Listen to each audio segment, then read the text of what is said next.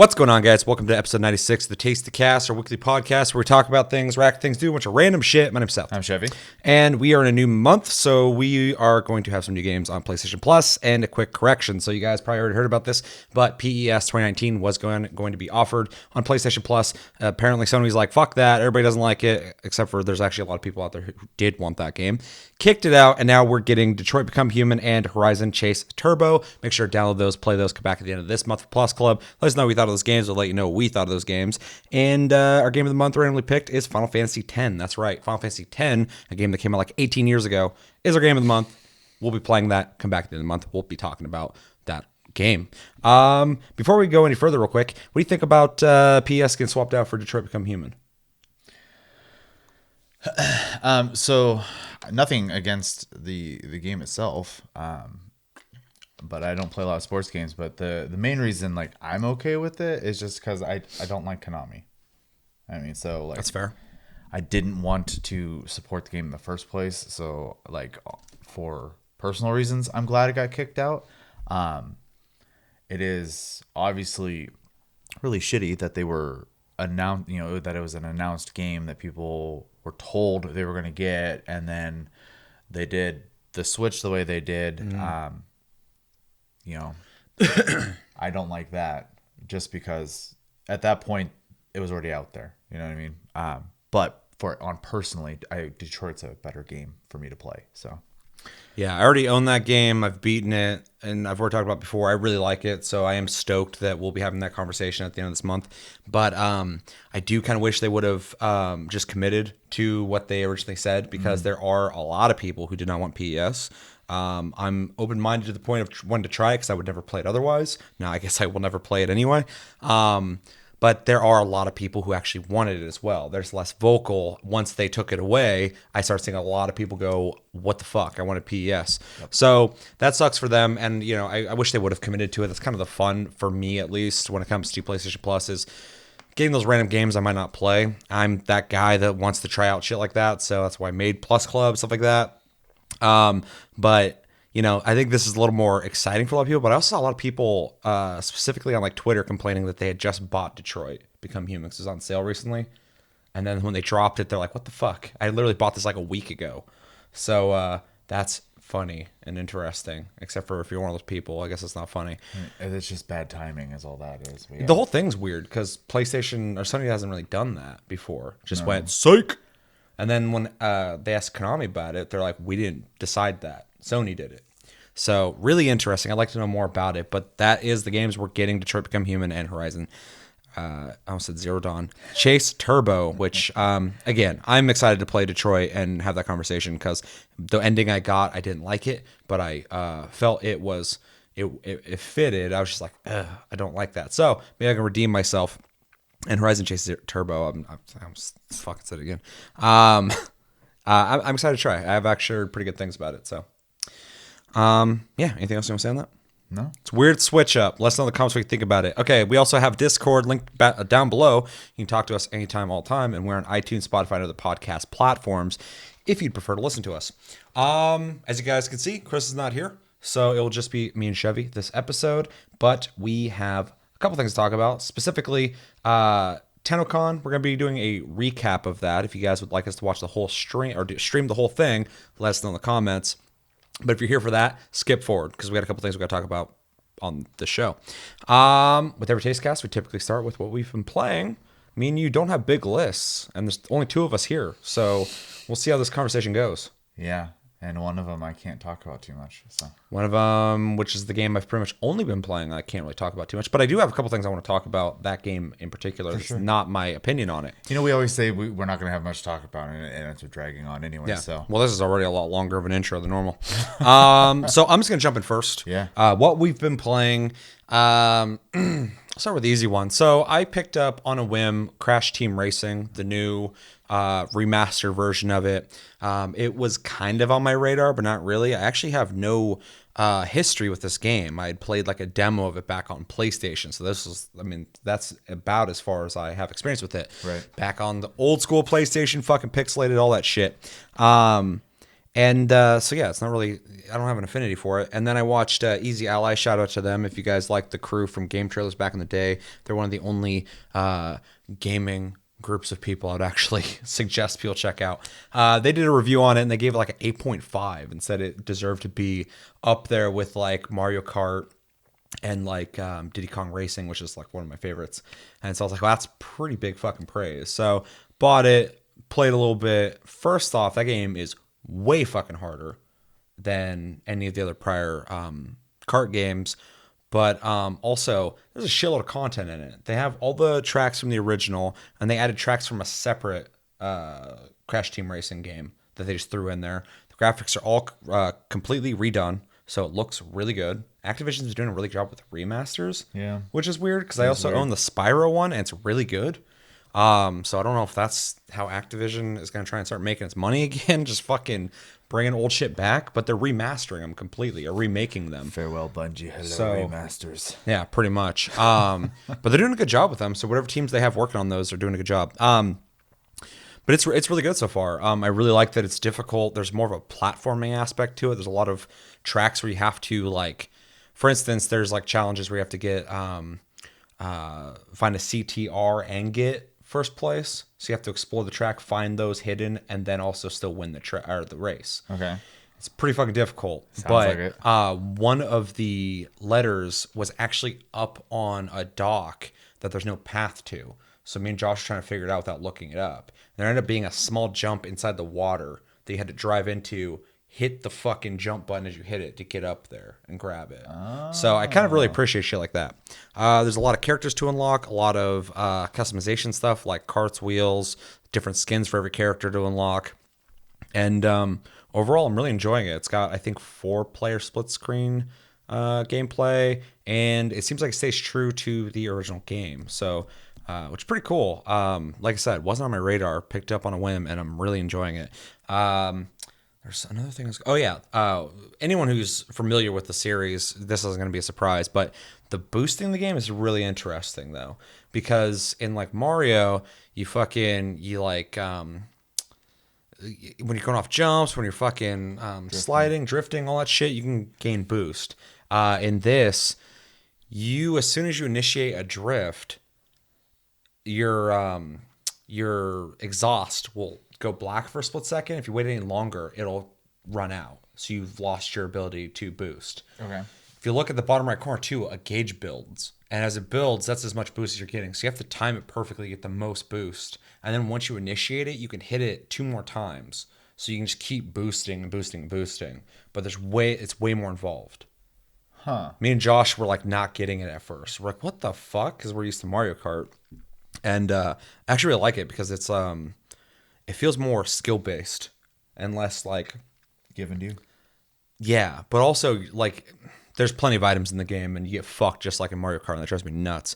But there's also a lot more driving skill in it that I really dig and platforming. There's shortcuts that are actually really difficult to get to and it's risk versus reward. If you don't nail it, you're fucking yourself. Yeah. If you do nail it, you're going to get ahead of people. So a lot of really cool things to the game. And again, I don't have a past of this series. So I've tried it a little bit, but never really got into it. And it's kind of amazing to see games that, are that far back on PlayStation, super pixelated looking, the first of like the 3D games pretty much. But, rendered the way they look now. I mean, this game translates to 2019 really well, in my opinion. The only thing it's missing is like some modern systems of like some kind of progression outside of unlocks and stuff like that, but I mean it's got a shitload of content, so I'm really happy with it. So it's kind of a cool surprise. Yeah, it's funny between like indie developers and then like the AAA companies doing remasters of old games. It's like getting a surge of all those old school style games that kind of disappeared when companies started just playing it safe constantly instead of experimenting. Obviously, companies are experimenting a lot more now than they have in years. But Oh yeah, it's crazy. yeah, it's interesting to see that because like I never honestly expected to see anyone other than a Nintendo like do the kart game ever again at this point.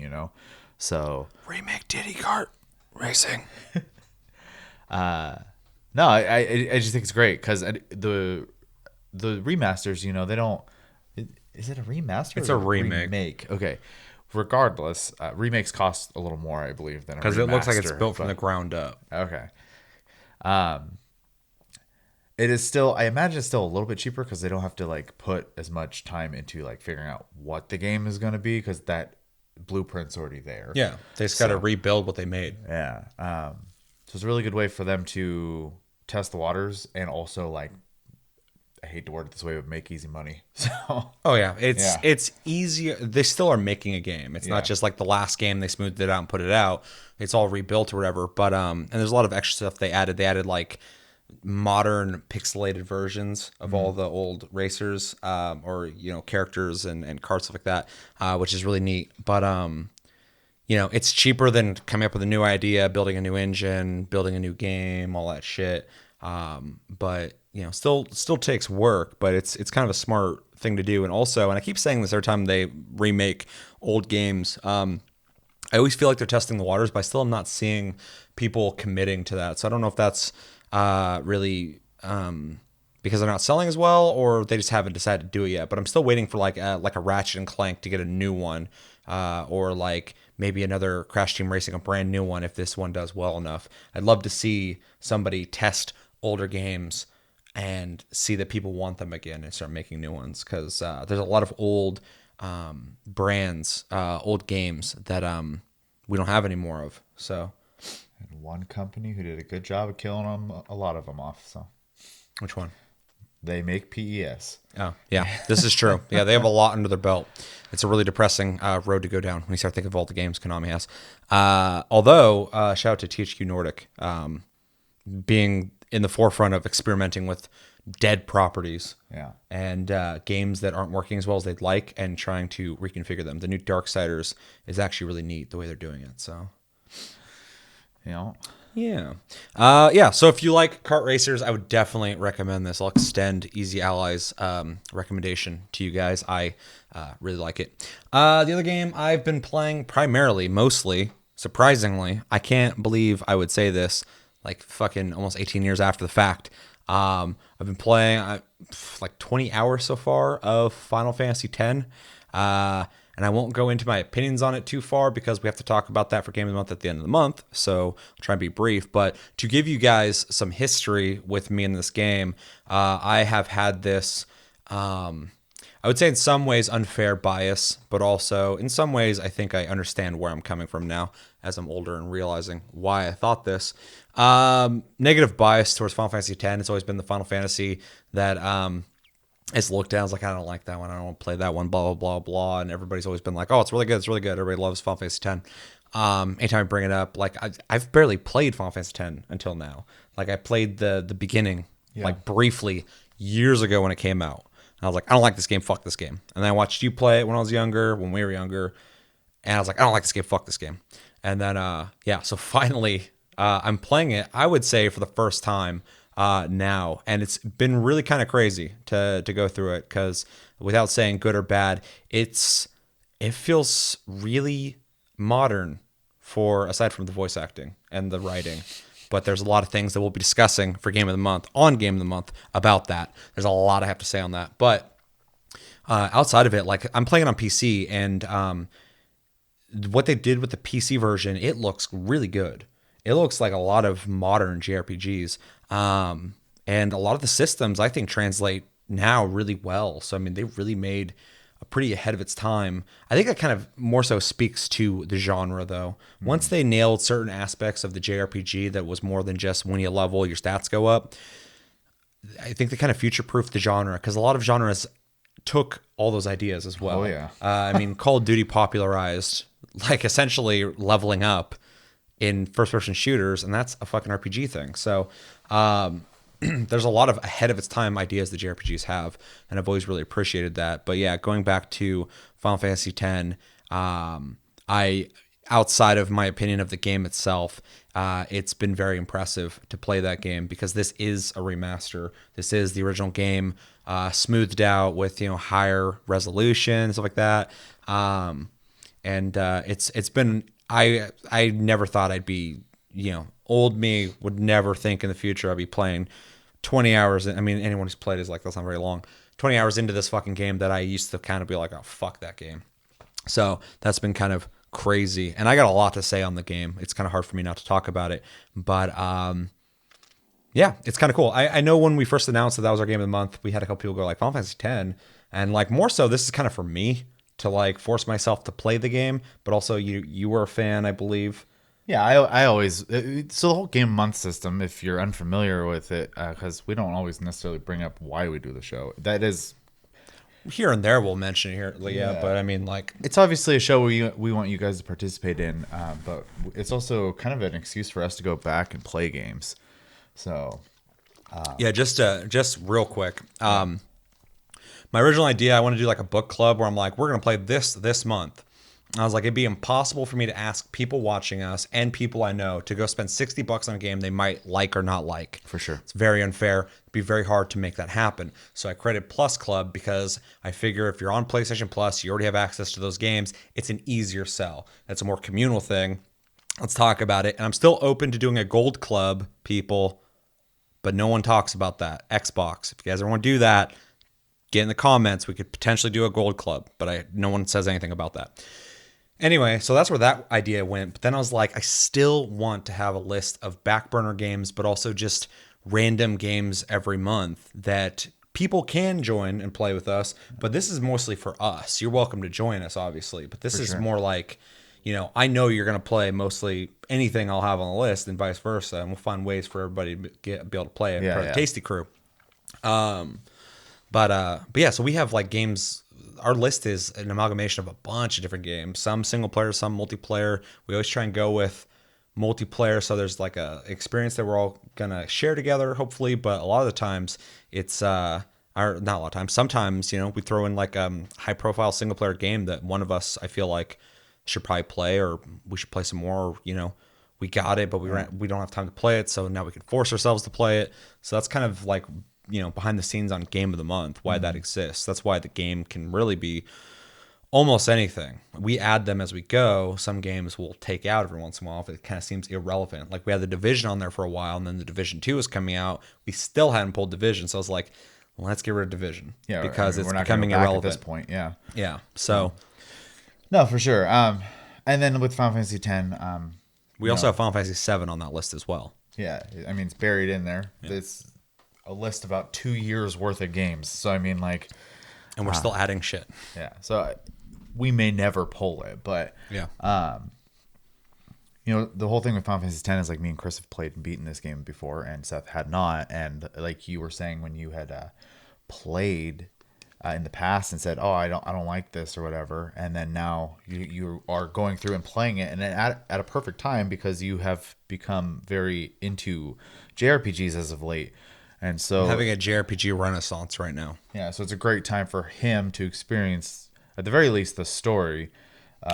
If there's ever a time I've been as open-minded to play that game, it is now. I mean, there hasn't been. I mean, this is it. So if I'm going to play it, this is the time to do it.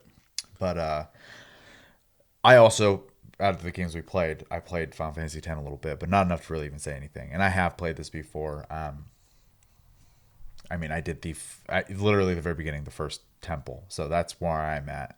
Just to throw that out there before we get off of Final Fantasy X. But do you have any more you want to talk about on that, or? No, it's more so. This is almost like when you have a phobia and you put yourself in a situation where you have to. You're scared of spiders, so you get spiders. You're surrounded by spiders just to conquer that phobia. It's pretty much what's going on here. Or fucking go insane. Yeah. Yeah, this is like a therapy session. This is really cathartic for me playing Final Fantasy X. I can finally bury the hatchet, fucking get the skeletons out of the closet, and I do plan on beating it this month. I'm pretty sure I will. Like I said, I'm 20 hours into it. It's like a 40 to 50 hour game, apparently. I am going through it pretty quickly because I'm playing it for the storyline and all the fucking whack-ass dialogue. But I'll have a lot to say on it, and it's I'm actually really excited about this one. So, awesome. Talk about it. That's it for your games then? Yeah. Also, if anybody has access to that game, obviously we invite you to join that conversation. But I really would suggest. I hope everybody can try and beat it this month. Yeah. I mean, I plan to. Yeah. So, because I would like to have like current, fresh, and not rose tinted glasses discussion. Yeah, I think with I don't know if Chris has it or not. I'm sure he does on like some old console or something, but I don't know if he has a current way to play oh, it. I don't know either. We'll have to ask him. Yeah. But with the exception of some games that we'll be talking about here in a bit, I don't really have a whole lot besides the Plus games and it to play. I mean, I have games I could play, obviously, but I don't have a very good excuse. The fucked up thing is like I just got 2 months of Final Fantasy 14. I've been enjoying playing that, and then Final Fantasy 10 got pulled. I'm like fuck, and I was like I need to play that now and try and get it knocked out so I can fucking go back to playing Final Fantasy 14 because I can't do both at the same time. I know you are, but you're not playing 10 as much as I am right now. No. I was gonna say I'm struggling to play both. So. Yeah. But I was like, fuck, dude. At least in Detroit Become Human, that's a whole game, but it's not that long. I feel like that's like 1 or 2 solid play sessions you could probably go. Oh yeah, through yeah. the It's like an game. 8 to 10 hour game. Yeah, And then the other one is a racing game. yeah, that'll be a day. And unless I love it, Right. you know, I'm gonna play it and I'll have my opinion on it. Yeah. Well, Ooh, one other real quick. I completely forgot. There's a free to play game I've been playing. yeah. I don't know if I love it or hate it. It's called. but he's playing it. It's called Space Lords. And yes, the fucking song, the dorky song from like the 90s, where the fuck, or early 2000s, I don't remember, is in the intro. So if you're like, Space Lord, bada, bada, fucking, that's in it. That's in the intro. So yes, they're self-aware. It's made by the same guys who made the Castlevania, the latest Castlevania games that Konami went, nope. Mercury's Theme, I think that's what they're called. So it is a AAA company that made this free-to-play game. It's on PS4. I don't know if it's on anything else. And I've been playing it, and it's funny because I downloaded it as a joke at first. I was like, Space Lords, that's dumb. So I downloaded it, and then I was like looking at all the character designs. I'm like, God, this is fucking dumb as shit.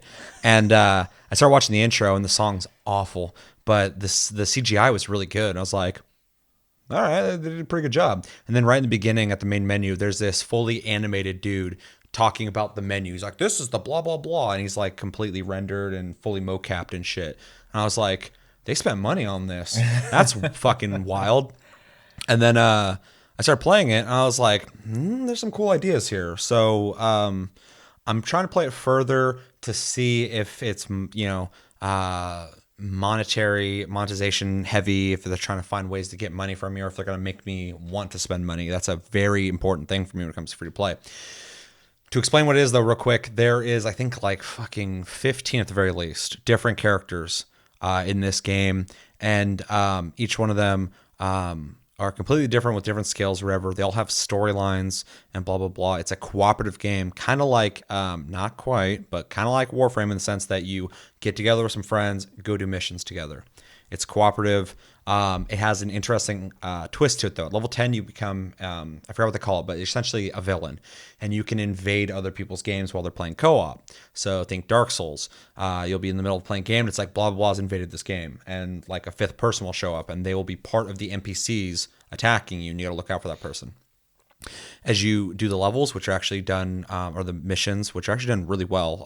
Like I said, it's AAA teamwork on this, so you have some really good animations, a lot of diverse situations to go through.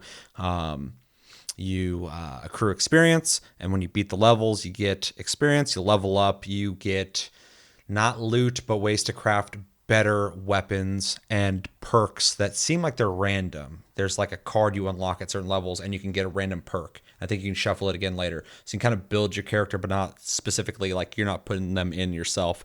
You're just kind of like Dead by Daylight. In that you got random fucking perks when you leveled up. So yeah, it's a really well made game. Looks really good. The style kind of reminds me of like the guy who does the art for Gorillas. Oh yeah, Yeah. There's like this weird like Gorillas like retro modern style to it, which is kind of interesting, and it's really melee heavy, which is weird. You shoot stuff obviously with your guns. Every character has different guns, stuff like that, and different moves, but you're out of ammo pretty quickly. You got to collect ammo from taking people down with hand-to-hand combat, and the game is so hand-to-hand combat heavy that even like when you're behind cover, if you hit like the hit button, you will come out of cover and start swinging at them, or you'll jump over cover and you'll start fucking hitting them and shit. So there's a whole like system that's like kind of rock paper scissors. There's a grab button, a swing button, and a roll button, and each of them will counter one of those. I think it's more specific to if someone invades you. If they go to like grab you, you can roll.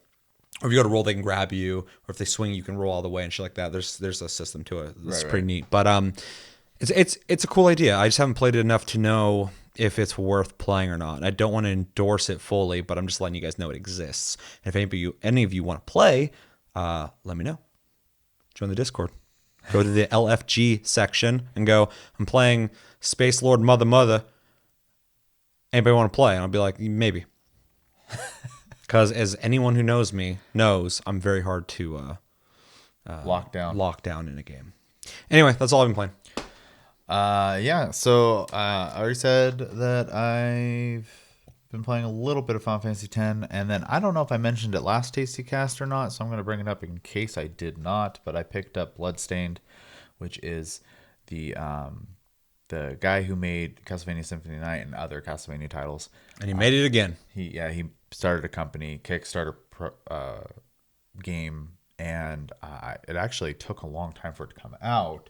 So That's surprising. I was a little worried because I had thought about backing it, and I ended up not doing it. Well, it's out, and though it has some tech problems on it is having some pretty serious problems in some regards. The game itself is Castlevania Symphony of the Night. I mean, if you liked that game, but you want it, but with a crafting system included, here it is. It plays really good. The controls are very well done. The animation, when I was watching videos for it, I thought it looked weird, but after playing it, it looks just fine. So I don't know if it's just an old video I saw or something. The graphics are a lot better than I remember them seeing as well. So it's come a long way since its early concept. And then the boss fights are actually a lot harder than I was expecting them to be, because I kind of just rushed the first boss, not thinking anything of it, and I got my ass kicked. So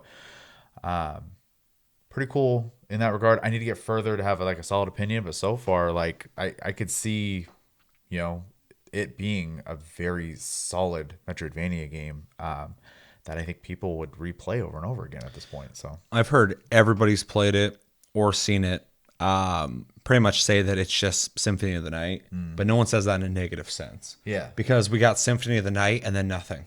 Yeah. And then we got Symphony of the Night re-released on everything ever. So obviously modern graphics. Yeah. So when people say that, though, it's almost like it sounds almost negative. Like, well, it's just that game. It's a really good thing, because we've been wanting another game like that from that dude for a long time. Yeah. And he finally delivered it. And outside of all the technical problems that I keep hearing about, I still don't hear negative things about it. No one's upset about it. They just want it fixed. So far, I've been hearing nothing but good things about that game. Yeah. And that's really kind of crazy, considering if a game's like meh and there's problems with it, technical problems, it will fucking sink that game. For sure. If it's bad and has problems, that game's fucking dead. Yep.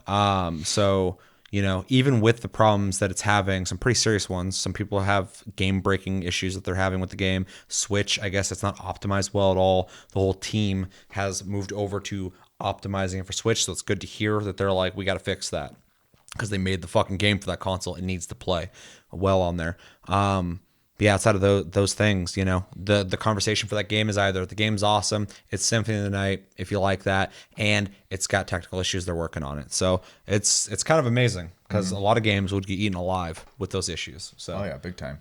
And I just figure out, and I'm glad you went through and said all that, because I mostly was bringing that up because I'm not far enough to really have a strong opinion, but I am bringing it up in the regards of if you had your eyes on it and you were curious about it, I would say pull the trigger. Because not on Switch though. Wait for that. Yeah, but I bought it on PS4, and I know on PC it plays fine. So I hope so. If you were planning on playing on PC or PS4, I would say pick it up. It's very cool. Depending on your love for Metroidvania games, it might be a game you crack out on. It might be something you just hop in every once in a while. But it's a solid game, and I would actually like to see them make the money on it so that maybe they can continue making stuff like that, or experiment with the genre a little bit. So does it have awesome music like Tragic Prince from Symphony of the Night? I don't think I was playing with the volume very high, so couldn't tell you. I can play that on guitar. although I haven't done it in a while. I could tell you the music pretty thoroughly. The next game I played this month. Oh yeah, And we'll be doing our game release thing, but Final Fantasy 14 Shadowbringers has come a out, game that just came out and has already been defeated. and I took a 3-day weekend for it, and then that plus a little bit of an evening after work, I finished the story in it, and I can Fucking hardcore. very safely say that not only is it my favorite story in Final Fantasy 14, but I also think it's probably my second favorite Final Fantasy storyline. That's big praise. Is big praise. The story, I don't know, they really the way the story is told throughout that expansion, and just the whole the visuals and the music and all that stuff, it's just done really really well. I can't talk about too much because literally everything in that game is a spoiler for that storyline, though. But I will say that they implemented a lot of good systems with this expansion. So if you are far enough into it and you just want to play for the story, you're not into social gaming, or you don't want to play with strangers, or the idea of doing a dungeon without knowing it, you don't want to feel stupid for some reason. You have anxiety for that. They have a system called Trust, which allows you to play with in-game characters, and they will do the mechanics and everything for the fight, and you can play it as a single-player experience through the entire storyline of the expansion. I actually did that to try it out, and it works just fine. It's good. Yeah, I'm queuing up now to play with people because they are faster than the computer is when it comes to killing things. But if you're just going for the story, you can absolutely play it as a single player experience if you would like. So Which I would love to see them do with every single dungeon in the game. I would love to see them expand the system 100%. Yeah. Yeah. It'd be very cool to be able to play that game if you want as like a single player Final Fantasy game. Yeah. I mean, obviously the focus would have to be only the story related dungeons. Yeah. As much as I'd like to see it expanded to everything, Well, that's if they asking a lot. added so. like dialogue too and stuff. I mean, like you could have like a single player Final Fantasy experience. It is the 14th Final Fantasy, so Yeah. which is something I always talk about. Final Fantasy 14 feels like a single player RPG sometimes, a lot of the times, but also an MMO, and it's kind of a weird hybrid because most MMOs don't nail storytelling very well, or at least don't prioritize in the same way that I feel like Final Fantasy 14 attempts to. Yeah, for sure. You can tell in their philosophy on working on that game that they're trying to make a story-based game. Yeah. And obviously, with the way they've been advertising the game and the word of mouth, and even just like the tone of it in general, it has seen a surge of players. I know recently a lot of servers you can't even make characters on right now because they're full. So very cool for the health of the game. I'm thrilled as somebody who plays it. If you are curious about playing it, I think it's a good time to get into the game. Population is very healthy right now. Tell them where to join us. If you want to play in the same server or even with us, we are on the Crystal Data Center on Coral server, and our free company is Tasty Loot Gaming. We welcome all, just not anyone who's. I just don't be an elitist. But. Yeah, don't be. I was gonna say don't be an asshole, but then I couldn't be in it. So, yeah, don't be an elitist. We're not hardcore. No, I mean we're pretty casual. I like to do a lot of that content, but I don't expect the people in the free company to do it. So I'll pick it up with randoms and do it. It's fine. So. Oh yeah. But yeah, I don't know. I could ramble on and on and on. All I can just kind of say to finish it up is the story's great, the characters are great, the dialogue's great most of the time. Obviously, when you have an MMO, there's going to be moments where you have to add filler to make the story last a little longer, and so it's not always written the best in that regard. And the music is phenomenal in this expansion, even though on Metacritic I saw a guy complain that it's all just remixed songs, and I wish there was a way to reply and be like, have you played a Final Fantasy before? The music's been the same for fucking ever. Yeah, it's an anthology, but there's themes that always. I mean, that's one of the things I love about Final Fantasy is there's a familiarity with every single Final Fantasy you go into, and they're completely different. Every Final Fantasy is completely unique in my opinion, but also has all these elements that connects it with Final Fantasy, and I love that. And hearing any song from other Final Fantasies redone. I'm a fan of music in general, like a lot. So like when I hear reinterpretations of songs, I'm always down for that, and I always love hearing songs that I know from Final Fantasy in a new Final Fantasy done differently. Yeah. So if you don't like that, I think it's a valid complaint. I can't tell you to like that, For but sure. but it is weird to be complaining about that in 2019. Well, and as a complaint enough too, because you at the time I looked at Metacritic, there was, I don't know, 200 some reviews by people, not by publications and critics and stuff, and there were 6 negative. So I wanted to see what they had to say because I was curious. One of the He's guys, looking for the assholes trying to get into a fight. the two who gave it 1 out of 10, that was one of the guys, and then the other one who gave it Oh, 1 out of 10? 1 out of 10. There is no 1 out of 10 unless it was just like static sound.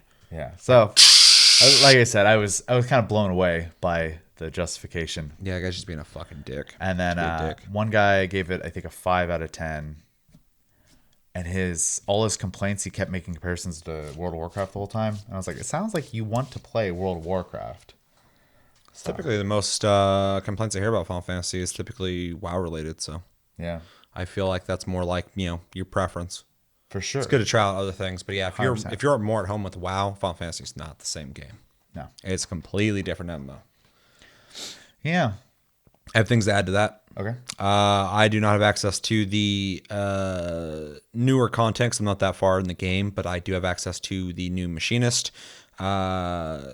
Redux, I guess, and it's really cool from what I've played so far. So I'm really enjoying that. It's a lot Seen better. a lot of them. I got to play. I had just unlocked Machinist like 3 days before this released. So, and Chevy, you were at first like, well, it's gonna change, so I wouldn't even touch it. I'm like, I still want to find out what the fuck it's like and see what the change is. It's pretty fucking big. It doesn't feel the same at all.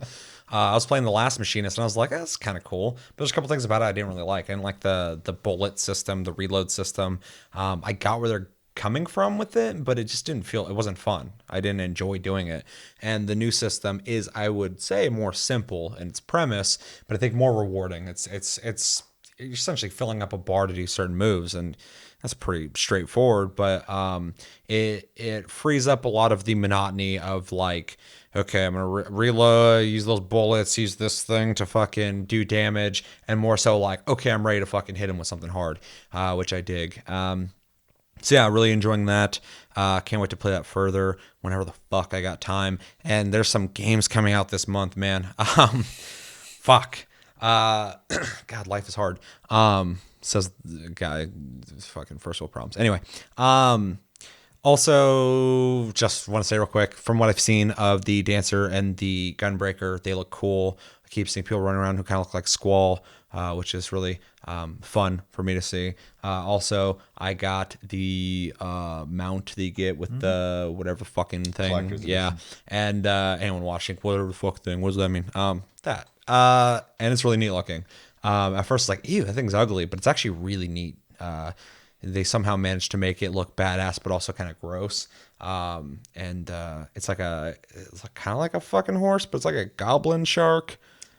With like weird like ant style. Yeah, hooves. it's really weird looking. It's really bizarre. That's one thing about Final Fantasy. Not to just talk about Final Fantasy forever, but I'm playing Final Fantasy 10. I beat 15 not that long ago, and fucking I've been playing 14. It's one of the only fantasy games out there that, like, outside of Tolkien, everyone copied that, and I'm not comparing the two. I'm just saying it's a fantasy game that just has its own style. It's not even like anime looking. So it doesn't even, I mean, in some thematic ways, it takes after anime in newer Final Fantasy iterations. But there's such a visual style to Final Fantasy. Even when a whole Final Fantasy looks completely different than another one, there's still certain elements to it that carry over. And it's always really cool to see their designs of things, because it is one of the only times I'm like still surprised by the design. I think one of the only other games that I get surprised by when I see an enemy or visual aesthetic is like, it's weird, but like Dark Souls, a lot of the bosses and shit, I'm like, holy shit. Like, I'll see something like, whoa, I wasn't like, a lot of games you just like, oh, there's a dragon, Oh, there's a orc. Oh, there's a blah blah blah. And Final Fantasy 14, that mount. I don't want to bring all this up over it, but you get what I'm saying. The design of it's really neat, and it's something that I kind of expect Final Fantasy every time they release something. Unless it's a fat cat, but even that's dope as shit. A lot of fat things. I like a lot of the fat things in 14. It's always really cool. You were showing me some of the new bosses or whatever in Shadowbringers, and they're all really neat looking. They got a really cool visual style. Other than that, I can't really speak on them. But yeah, it's always awesome seeing new content. And I'm like ready for Final Fantasy 16. I'm not, but I am, dude. I'm okay for like an announcement at this point, but I need 7 to come out first. Yeah, for sure. No, I'm ready for that. I played that. I'm fucking ready. It's awesome. But yeah, all this Final Fantasy in my life right now, I'm just like, man, I want a new one. I'm ready. Yeah, I really want to go back and play a bunch of them because all I have really is memory in a nostalgic sense for most of them at this point, versus with the exception of 7, because I go back and I beat that every once in a while. But yeah, other than that, I beat Final Fantasy 9 like one time. I beat Final Fantasy 10 like one time. I want to go back and I watched you beat Final Fantasy 9 when we were younger, and that was good enough for me. I watched you play from beginning to end, and it was really good. I liked Final Fantasy 9. I'd like to go back and play it myself. And especially with where I'm at now mentally, as a fucking old man, and I have wisdom throughout my life to really appreciate the finer things in Final Fantasy. I want to go back and beat 7 before remake comes out as well. It's on the list. Cross your fingers. Yep. Anything else you've been playing? No, that's it. And like I said, I can't talk too much about Shadowbringers because the game it's riddled with spoilers. Spoil it all. Ruin it for anybody watching this, so they'll stop watching this forever. The game is barely even out. I will say too, the raid comes out in about a week. So you don't want to pull an IGN and just spoil it as soon as fucking it comes out? No, the story's too good. Hey guys, what'd you guys think about spoiler? Oh, by the way, spoiler alert. Thanks, dickheads. GameSpot. God damn it. All right. Nothing else? No. Let us know in the comments what games have you been playing recently? Any games you would recommend? Are you playing any games we're playing? And yeah, let us know everything you think about in the comments below. So, beginning of the month, and by beginning I mean filming on the 7th. So we're 7 days into it already, but we are going to do what we do every month and go through the releases for July. So a couple of these are already out, and a lot of them are coming. This is a really short but very sweet month, in my opinion. There's a lot of games this month that I want. It's July. Why is there stuff coming out this month? I don't know. I mean, the next couple of months, October has like 5 things coming out. That's nice. Anyway, we're not talking about October. So we're going to go through this list. I'll let you guys know when it's coming out, what it's coming out on, and then we will go through and see what catches our eye and what definitely fucking doesn't. Yeah, so as we already talked about before, Final Fantasy 14 Shadowbringers came out on PlayStation 4, PC, and Mac. It's not out on Xbox because apparently Microsoft did not want to play ball. I read that recently. I was like, why the fuck isn't it on Xbox? Why is it getting love? It's for a weird reason too, because it's not a cross-play problem. It's a cross-chat problem. Yeah. Really weird. Sucks. I would love to see Final Fantasy 14 on everything, really, because it's a great MMO. Yeah, so that came out July 2nd. Stranger Things 3, the game, came out July 4th. What a day to release a game on PlayStation 4, Xbox One, Switch, and PC. It's just a weird day to be like. That choice. Yeah. You guys are all busy outside looking at things blow up. In all fairness, a country is busy that day, but yeah. It's fair. Yeah, that's just me being American, I guess. I'm not a big fireworks guy, though, so I guess I'm the right demographic if I was super into Stranger Things. I don't know. Not a big fireworks guy, but definitely down to like go somewhere and eat some food. Get wasted, fucking eat hot dogs and stare at shit explode. Yeah, Stranger Things, the game 3 came out. PlayStation 4, Xbox One, Switch, and PC. So pretty much everything. July 4th. Also on July 4th, a game called Tennocon on iOS, Android. July 4th. I don't know what that is. I'm not going to look into it. July 5th, so this is also out, Sea of Solitude, which is that indie game that seems like it's kind of like I don't know how to describe it, but it's like water based and shit. I'm sure you guys know what I'm talking about. That comes out or came out on PlayStation 4, Xbox One, and PC July 5th. So that is out. July 10th, we got Soul Seraph, which is a game I found out about like a week ago, and I'm like, holy shit, I want to play this. I'm spoiling, I guess. We'll talk about it in a sec. Coming out for PlayStation 4, Xbox One, Switch, and PC, so everything. And we'll get into that in a sec. Blazing Chrome coming out on PS4, Xbox One, Switch, and PC July 11th. Sky Children of Light, which seems to be like Journey-esque. It's one of those games where you kind of just move forward and you experience something. Coming out on iOS July 11th, which was actually kind of interesting because we watched to see what the hell it was before we talked about it, and I thought graphically it looked really good. Although I guess I might be behind on what phones can accomplish with games nowadays because I don't play on my phone. They do pretty good Ever. Just a control issue for most games. Then at the end of the month, we start getting into heavy hitters, so I better have money saved. Dragon Quest Builders 2, the one that's going to have co-op, 4-player, coming out on PS4 and Switch, only those two, July 12th, so mid-month. Marvel Ultimate Alliance 3, The Black Order. I had no idea this was coming out this quick. Coming out to Switch exclusively, which is fucking crazy, July 19th. Fire Emblem 3 Houses, also exclusively on Switch, obviously, July 26th. And then we have Kill la Kill If, or Kill la Kill IF. I think it's IF. PlayStation 4, Switch, and PC, July 26th, which I think is a fighting game. Yep. And then Wolfenstein Youngblood on PlayStation 4, Xbox One, Stadia, and PC, July 26th. It would be. Yeah. Yeah. It's weird to read Stadia still, and I still don't see anybody hyped for Stadia. So good luck with that, Google. I'm sure they'll be able to spend some money to get that thing to sell. Say they got the money. Yep. And a lot of other things that I want to talk about. Yeah. So out of these games, what sticks out for you? What doesn't? And what are you straight up just not fucking interested in and you would love to see burn in a fucking dumpster? I don't think I have that strong of a negative feeling towards anything on the list. I was just testing and seeing. Maybe we can get it out of you today. Final Fantasy 14 Shadowbringers obviously is a big one for me. I already bought it. Already beaten. Bought the collector's edition. You can go back to the last episode and watch me unbox it. Yeah, check that out. Let's see. So outside of that, because we already spoke on it, I am curious about Soul Seraph, but I want to see actual gameplay and hear opinions on that before I pull the trigger on something like that. I am so curious about that because, like I said, I just found out about recently. And in case any of you know from back in the day, there was a game called ActRaiser that was on Super Nintendo.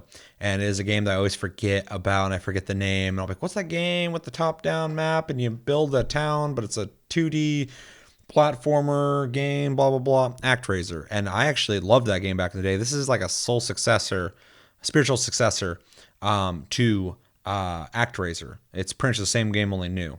So that's really interesting. Yeah. Like you, I want to, because this game could easily be awful. Oh yeah, easy. I mean, these guys aren't building up to this. There's like, you guys remember that game? Here's Soul Seraph. Here it is. Blech. We haven't been talking about it, so here it is. It fucking suck. Yeah. So curious though, for sure. Dragon Quest Builders 2, unless they just say it's completely awful, which I doubt. There's a demo. Is it out right now? Oh yeah, I already played it. Oh, well, I guess I need to do that. Anyways, I'm buying that game. I own Dragon Quest Builders 1, so I didn't beat it. I kind of wish I would have, but at this point, I'm just going to play Dragon Quest Builders 2. It has co-op, 4-player. All your characters you can dress up differently, look different. They'll got that Akira Toriyama look to them. You can build fucking houses and do landscapes shit. You can put items in your house, like a bathtub. You can get your little fucking dude in that bathtub, and he just sits there. And just be Geralt. I almost said Gerald. Gerald of Ribia. Geralt. It's very cool looking. Yeah. And I'm sure it'll be a blast. I really liked Dragon Quest Builders. Unfortunately, that came out around the time I think a bunch of other stuff did, and I got very distracted. Every game ever. Marvel Ultimate Alliance 3, The Black Order, is something I am very curious in as well. I don't know if I'll buy that day one, but I do plan on buying it at some point because I do want to play it. The reason I'm not going to buy it day one is because the next game is day one for me, which is Fire Emblem Three Houses. That will probably kill any other game's ability to be played on the Switch for me at the time because I will be cracking the hell out on that one. Kill la Kill, I'm like really curious about because I love the anime, but I don't necessarily love buying anime games. I've seen one episode. Yeah, and you've watched some of Gurren Lagann, but Which is cool. I don't know. I don't have. We watched gameplay of it. It looks pretty meh. It looks pretty meh for sure, but that doesn't mean much for anything because fighting games don't always look as good as they feel. I'm just not into those fighting games that's like this, where you're fighting in this direction. It's kind of it's like the Dragon Ball Z games and shit. I don't like that. I'm not into it. Yeah, I'm not super into it either, but we'll see. That's another thing. I'll like if people are like, "Oh, it's really fun," I might pick it up, but very likely I'm not going to. And then If you get a 6 out of 10 across the board, would you pick it up? 7, 8? Where's your line? I think the higher the review, obviously, the more likely to be to pick it up. Where's your bottom line though? Well, probably a 6 would be my bottom, and then that's not $60 for me necessarily. Sure. So we'll see. It really is going to come down to how I feel when it comes out and what the reception and whatnot is. So, and Wolfenstein Youngblood is something I do want to pick up. I need to play the other Wolfensteins in general, but so good. This one has co-op, so that's going to be kind of a easy sell for me. Can we looking for BJ Blazkowicz? Yeah, Da terribly. that's it for me. Everything else, if I didn't mention it, it's not that I hate it; it's that I don't really have an interest or it hasn't grabbed me. So, and I don't really play too many mobile games. All right, so I'm really excited for Shadowbringer, so I went ahead and picked it up back before July 2nd, so I have that. Stranger Things 3, not so much. I don't care about that. Teppen, don't know what the fuck it is. Sea Solitude, I'm curious about, but it's getting like 7s, which is pretty good for an indie game. But people are saying that it has monotony issues. Like they said, it's got cool features at first, but it doesn't really evolve from that point, and it gets kind of like same shit over and over and over again, which is kind of a common problem with a lot of indie games because budget reasons, the amount of people working on it, you might not be able to fully realize the game you're trying to make. So, but it looked cool. I liked the visual style to it. Soul Seraph, I'm on the same page as you. I want to hear what people have to say on that because I'm absolutely interested in the idea of having a new ActRaiser. But it could suck. So I don't know. Blazing Chrome, have no idea. Sky Children of Light, have no idea. Dragon Quest Builders 2 is the game I've been waiting for. I will be picking that up for sure. I was going to pick up Dragon Builders, the original one, but I really wanted co-op in it. And they're like, we have no fucking plans for co-op at all, so drop that shit right fucking now. So I did. I dropped that shit right now, and then they're like, but we're going to be putting it in Dragon Quest Builders 2. So they did. Looks awesome. And in between the time that the last one came out and this one came out, I became a huge fan of Dragon Quest with Dragon Quest 11. It's one of my favorite JRPGs of all time, like top 5, easy. So I'm a lot more interested in anything that has that name on it. In fact, I went back and played Dragon Quest Builders, your copy, a while ago, and I was like, what the fuck? Why didn't I play this before? It's neat, but I'm waiting on that one because that one sounds fucking dope. It's just a more updated game. Yeah, so. It's hopefully the better one of the two. But if I love it, enough, I will go back and play the other one. Whenever the fuck I got time, I got so many fucking games I want to play. All long form games I'm into right now. I'm like, I just want to live in a world right now. I don't want to fucking do this temporary bullshit. Marvel Ultimate Alliance 3, The Black Order. I'm very interested in picking that up. We just watched a video real quick before filming to kind of like get an idea of what it looked like just so it was fresh, and it looks really fun. Although Game Informer said this weird thing, just calling them out real quick. They're like, a big surprise to, I think they said like male gamers, is the girls actually play really well. They said I'm going to upset the internet. Yeah, something like that, yeah. And the girl characters are fun to play, and I was like, what the fuck are you talking about? Why would that be upsetting? Why? Yeah. What are you trying to pretend there's controversy in some way? I'm so sick of that shit. I fucking hate the game journalists and shit. They're fucking dumb. Anyway, everyone who's interested in the game is very excited for that. I'm sure they're very excited to play the female characters as well as the male characters. It looks really fun to me. And again, that's a Switch exclusive. That's awesome. And I can't wait to play that.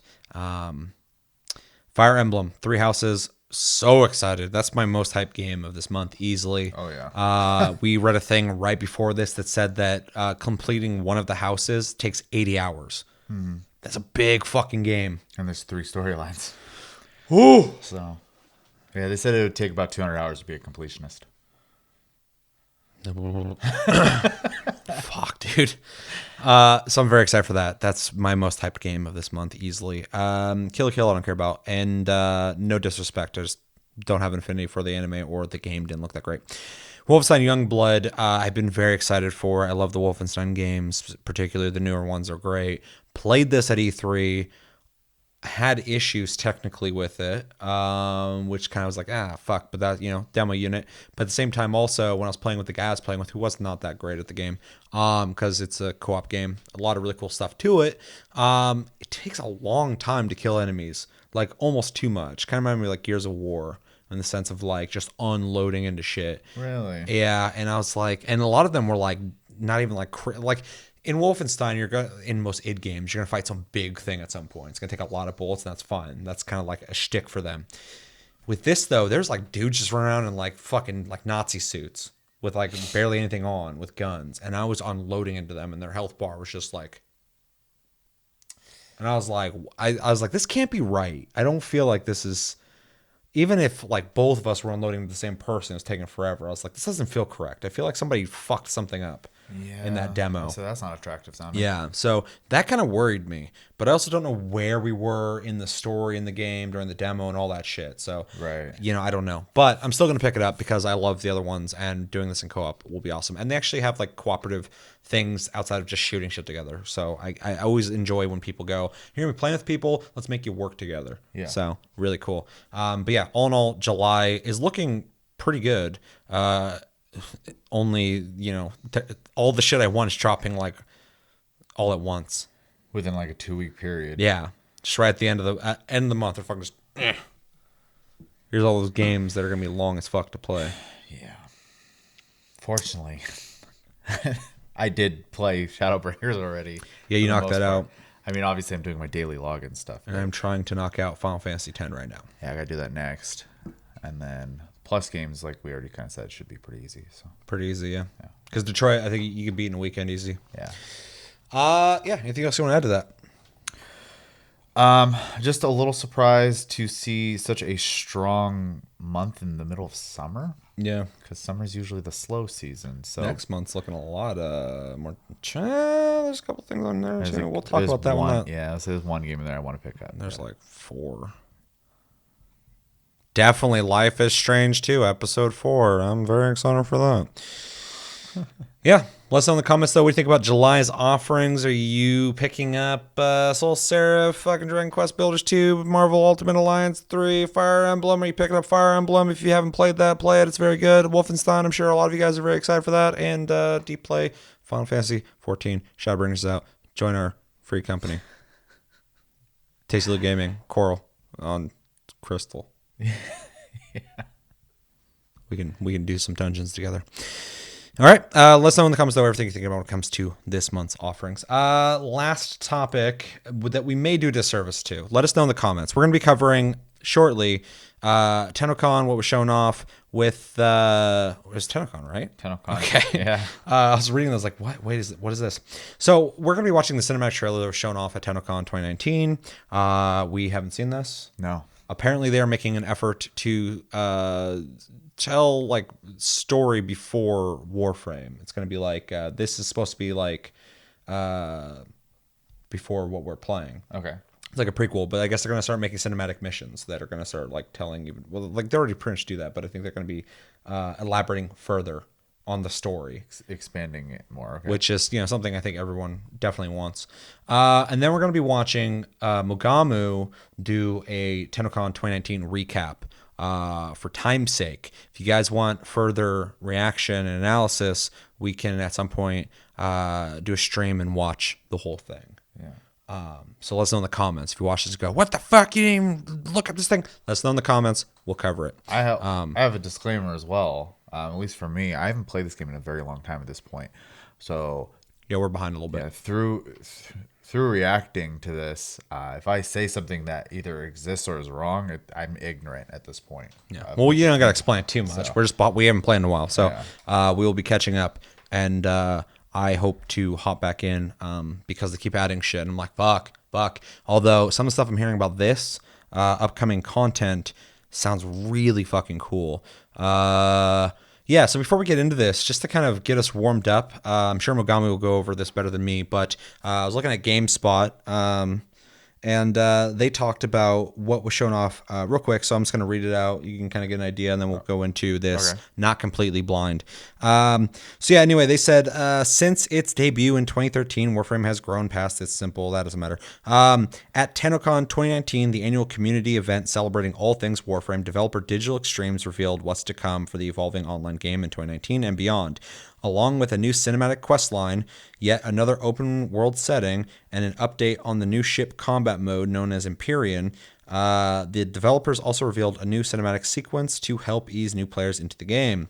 During the closing Tennocon presentation, Digital Extremes unveiled a new cinematic trailer detailing events before the game, focusing heavily on 3 starter frames, which is something we're going to watch. Where did I leave off? Excalibur, Volt, and Mag. In collaboration with film director and totally rad show alum Dan Trachtenberg, whose past works include 10 Cloverfield Lane and the upcoming Uncharted film, the new CG trailer aims to offer context for the game's expansive universe and overarching narrative. The trailer is unlike anything that Warframe has shown before. We also got to see some new updates for the core game systems, which includes new installment of the cinematic quest line. In the trailer for the new war, it revealed that the next cinematic quest will focus on the new threat that comes to Earth. We don't know anything about that because we're behind. Moreover, the developers also teased the next open world expansion called the Duviri Paradox. If I'm saying that incorrect, let me know. Not much was shown about the new setting, but it does seem to present one of the most visually distinctive areas to explore in Warframe yet. The highlight of the main presentation at Tennocon 2019 was re-reveal of the upcoming gameplay mode focusing on large-scale ship combat. According to creative director Steve Sinclair, this new gameplay mode is all about the connection with other players and core features of the game. This new activity is called Empyrean, and it'll have a squad of players collectively control ship to face off against AI ships and rival players in your clan dojo. You can customize your railjack ship, outfitting it with new weapons, engine upgrades, and even decorations. You can also recruit new members and interact with some of the new characters that will be introduced in the update. However, a new aspect of the Empyrean that Digital Extreme showed off was multi-layered objectives. Along with controlling the ship as a squad, select players can exit the ship and enter derelict ships and secure resources and clear goals. During that time, the away team of other players will still coordinate with players on the ship, and crew can even offer support. Another new feature that was shown off was Squad Link, which will allow clanmates and friends playing in different modes to assist one another. In the demonstration, players in the Plains of Eidolon could take on missions in the open world that will directly help other members of the team fighting fighting it out in space. It felt very much like something out of Rogue One, Star Wars story, and seeing it play out goes to show how much Warframe has evolved over the years. There's typos all over this fucking thing. So for some reason, yeah.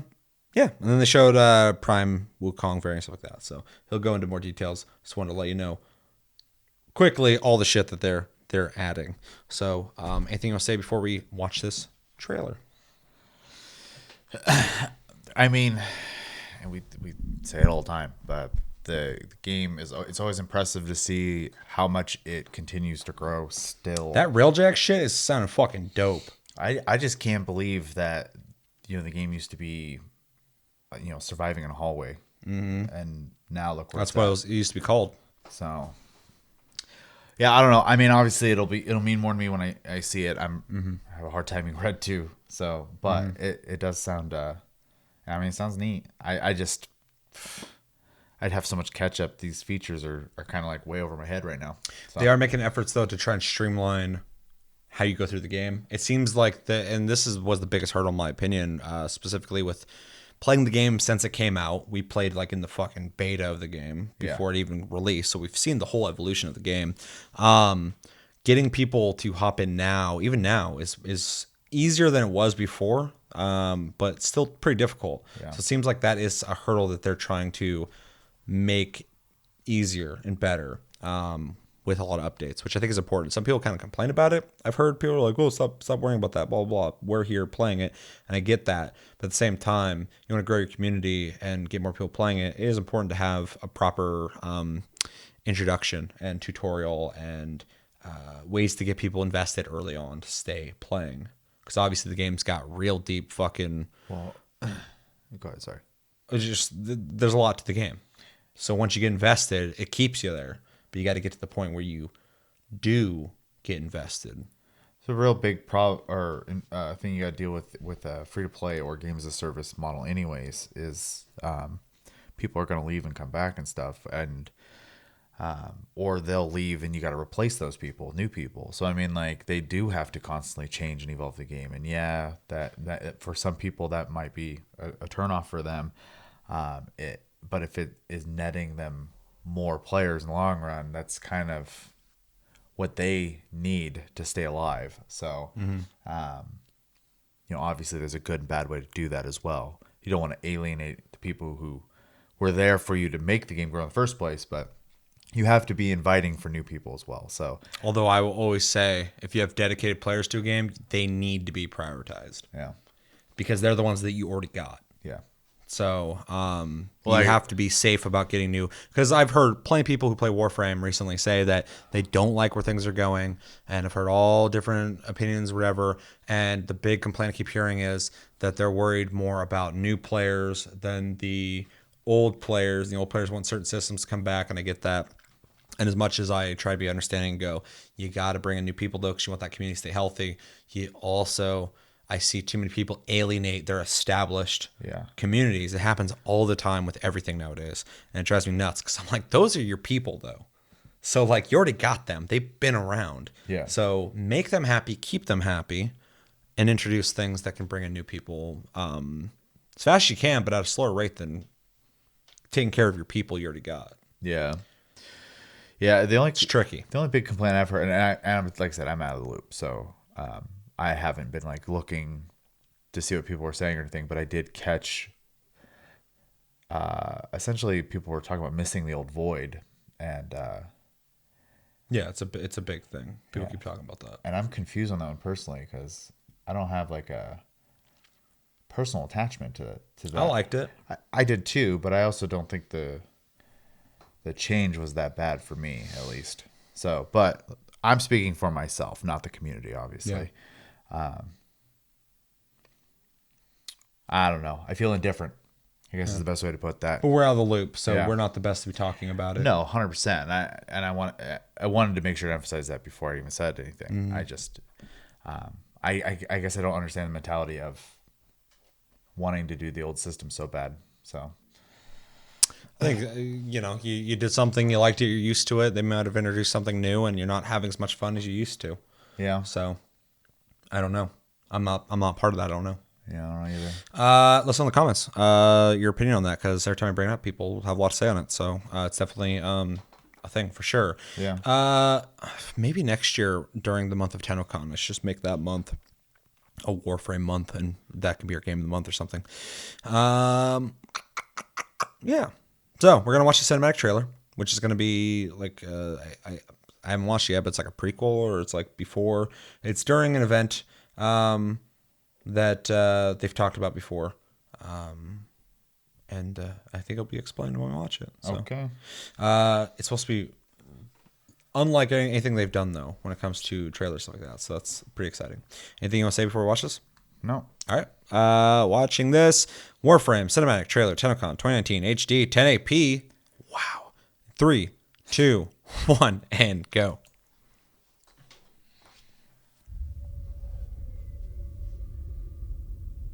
For generations you've slept. No purpose. It's cool they got like a director to wake you. direct this. Mm-hmm.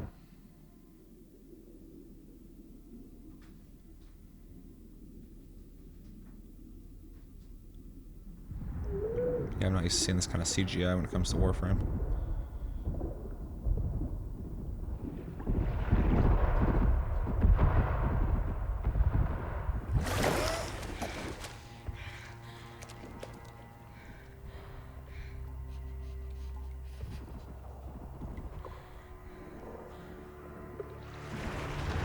Grenier. Seeds from the ruins of the old war, swallowing colonies whole. It's the Grenier. But there's still hope.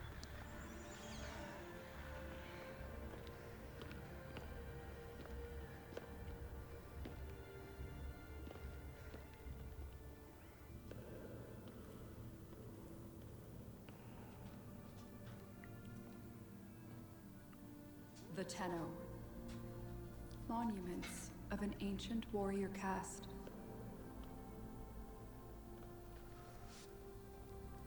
Scattered across frail worlds. What's up, hoppers? This is cool.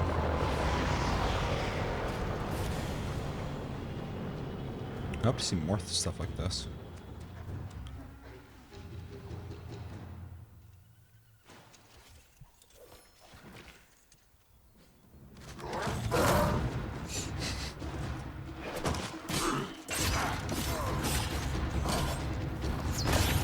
Bitch.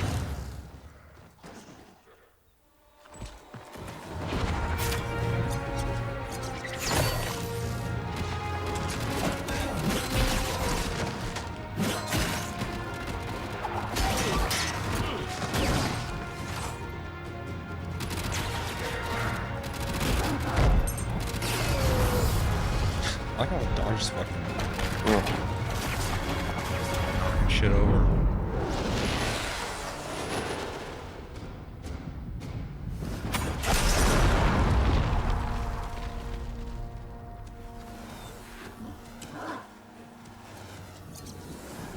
Yo, homie. Rest in peace, Stanley Kubrick.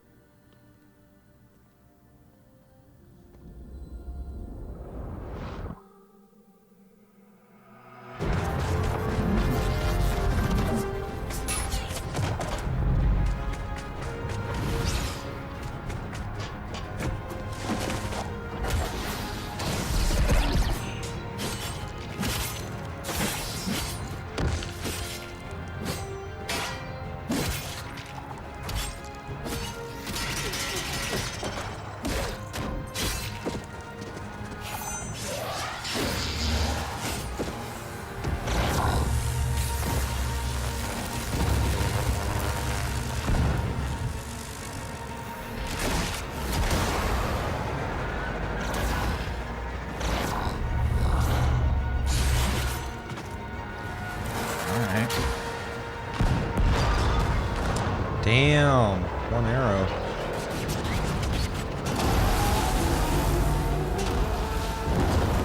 Together, they fought back.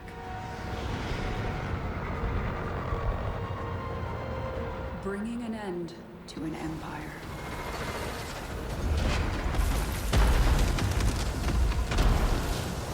Then, they left.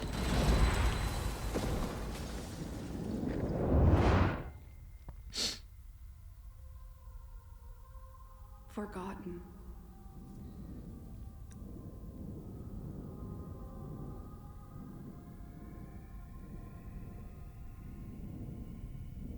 Like a dream.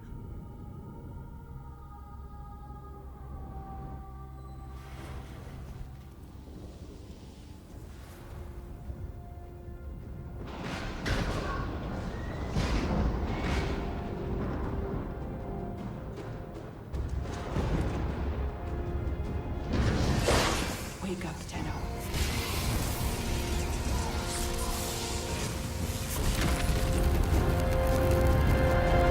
Wake up.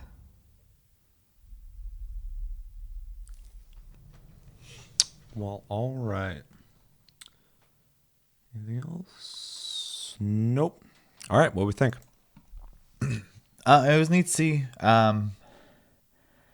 There's definitely, a little bit of story in there, but it was mostly obviously like it seemed more like an action piece, which is cool. It was a lot of fun to watch. There was some good choreography done, especially towards the end where all three of them were going. Yeah. I actually like that part better than the individual showcase. Yeah, I agree. But I mean, otherwise, yeah, it's neat. I'm kind of surprised to see it still, but yeah, it was a good treat. Yeah. I feel so.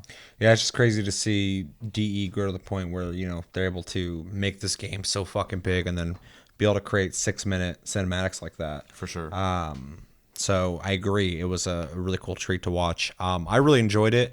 I liked the music. I liked the way it was done. The fight choreography was a lot better towards the end for sure. But I kind of liked kind of like what you were saying. It definitely is kind of like, if you're not playing Warframe, you could watch that and kind of get a sense of like, oh shit, it's space ninjas doing space stuff. For sure. But I thought it was really cool. I'd love to see more like that. I see a lot of big free to play games put out like some really impressive CGI trailers or just like music videos and stuff like that. And it's really cool to see DE doing that as well, because I think Warframe is one of the best, if not the best, free to play game out there.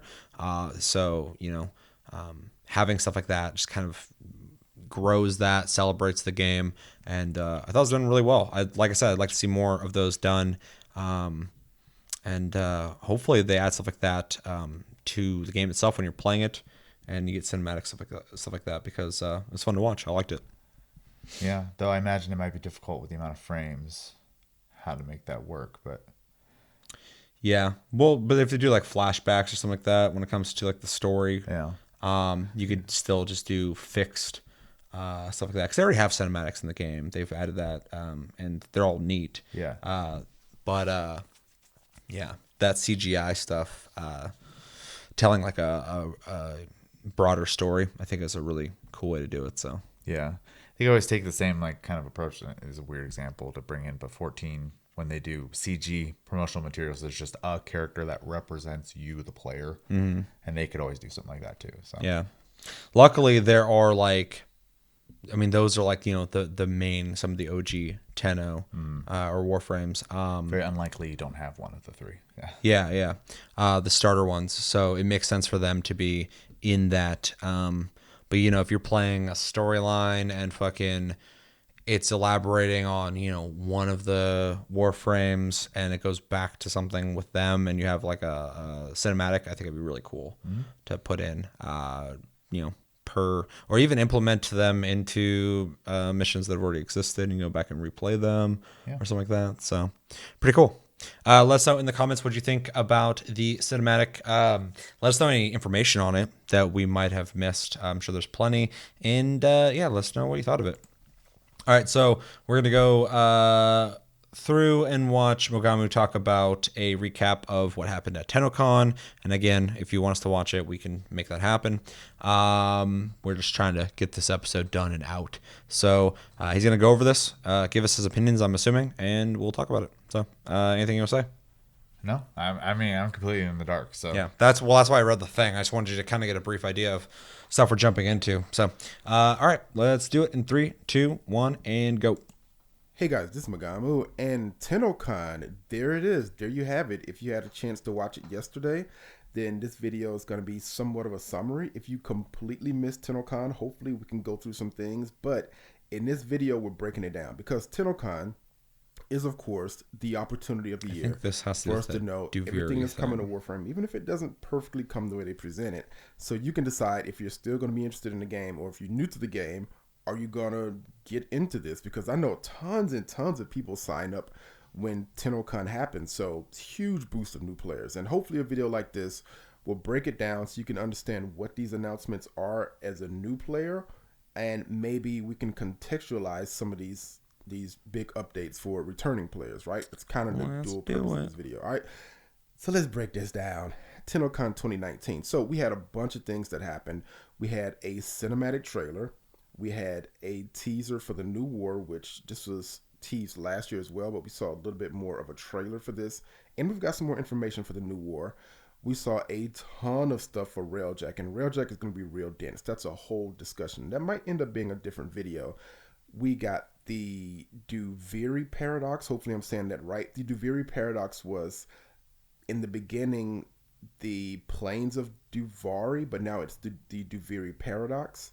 And I think that's most of it. So let's go through this. So first of all, the thing I've been talking about for the last few days, the Warframe cinematic trailer. This is made by, and I'm sorry, Dan, I'm going to butcher your last name here, Dan Trachtenberg. And if you guys have never seen 10 Cloverfield Lane, I don't know what you're doing. Like, that's my favorite thing in like the Cloverfield universe. Like, it's a lot more local and good, and he directed that, and it's really good. Also, Uncharted is going to be coming out. He's directing that as well. So this guy is really freaking good.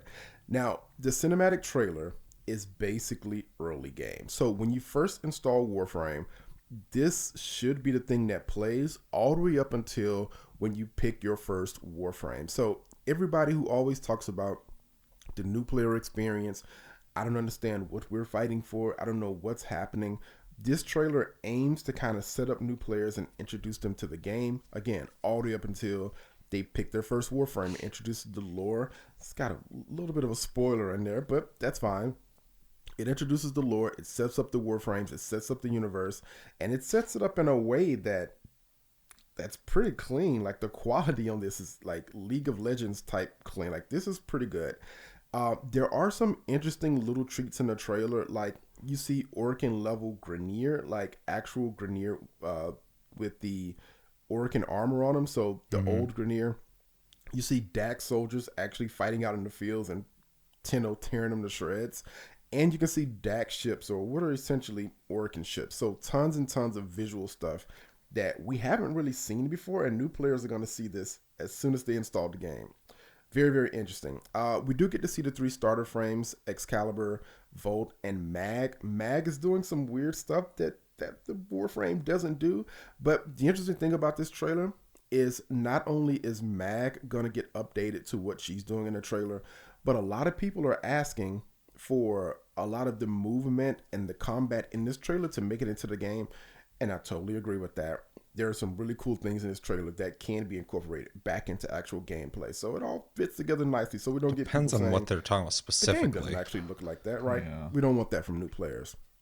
The next thing is the new war. All right. So again, we've known about this for about a year.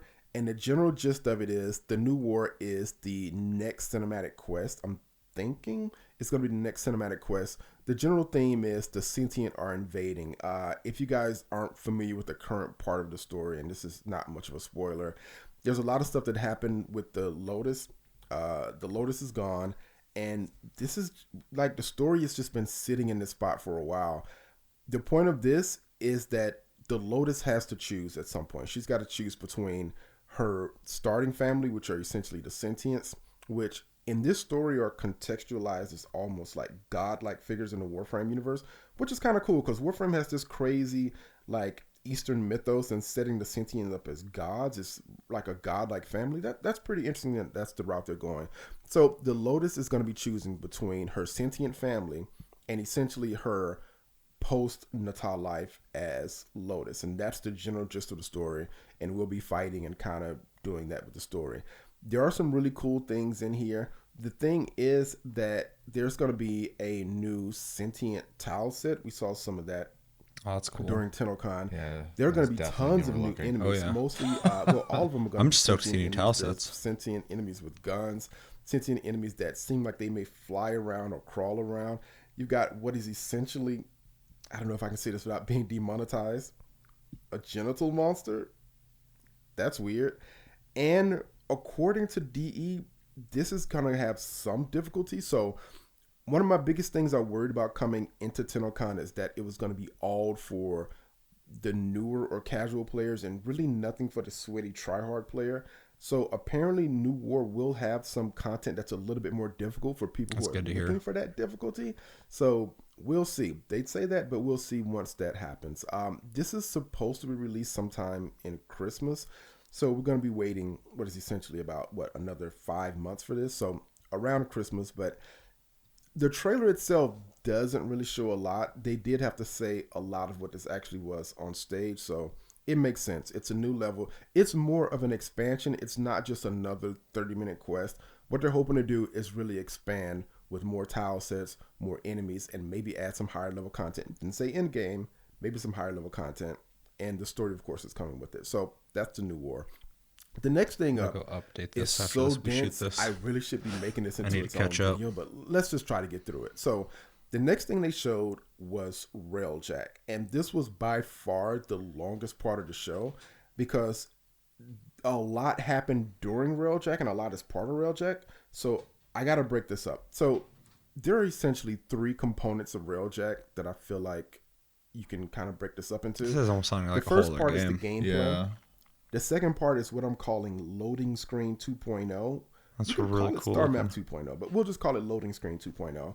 And the third thing is the new engine, which ironically crashed. The interesting thing about the new engine, let's start there, is they are redoing Warframe's engine, which I find interesting because They're always you doing gotta something admit, new with that shit. Warframe, as Yeah. good of a game as it is always going to be limited by the technology it's Ever on. Like, for evolving. instance, for them to get the open worlds, they had to really rip the engine up and add more technology. And now that they want to take the game into outer space, they've got to rip the engine up again to do it. So, and the cool thing about that is we know that the PS5 has some really interesting like hard drive technology where you can seamlessly load worlds. So I would imagine that they want to start working on getting the game ready Probably. for the next generation of consoles, and this is a Because good they way got to a do it heads by up before redoing the we engine. did, I'm sure. All right, so the other two things, of course, are gameplay and loading screen 2.0. Let's talk about both of those. I want to give Steve credit here because I feel like Steve gets it because during the show he says that he doesn't want to just create a new open world. He wants to create something that binds and glues the universe together. We wanted to do something different this year. I didn't want to say Tennocon after Tennocon, here's another open world for you guys. And Smart. silence, everyone's just waiting. What the hell is he going to say? What the hell is he talking about? We don't want this year to be talking about expansion. We want to be talking about connection. So if you think about what we do with open worlds, they are a classic expansion. It's like an island. And so we ship the island out, and we ask you to leave the other parts of the game and kind of come to the island for a while and ignore it. And Empyrean MMO is the thing. opposite of leaving the island. Empyrean is all about connection. And that's what I've been saying for a long time, that we don't want just gameplay for Railjack. We want something that feels like you're living in a Warframe universe and you're flying in outer space and you're running these missions and it feels connected. So let's come back to the loading screen. What they did show for gameplay for Railjack is the first thing is they're expanding the landing craft of Warframe, the part where you modify your Warframe, you do different things before you go on a mission. That's bigger. This is actually the second time they've made the landing craft bigger. They added a sunroof, so apparently we're pimping the landing craft some type of way there. And if you want to actually get the larger ship, the Railjack, you have to do it from the clan dojo. Now, the weird thing about this is they're still trying to balance the way rewards are going to work from being a solo player all the way up to a team player, because you can have a solo clan. And they want to make sure the rewards make sense between solo and team play. So they're still working on that. We don't have any answers for that yet. You can modify and boost the Railjack, your actual spaceship. Now, I do like this because I didn't like that Archwing focused so much on leveling. The Railjack is not really going to focus on leveling and dealing more damage. It's going to be more based around boosting, modifying, and changing things mid-combat. So it's not about how much damage you do as much as it is about managing the resources of the ship, which I think is kind of cool.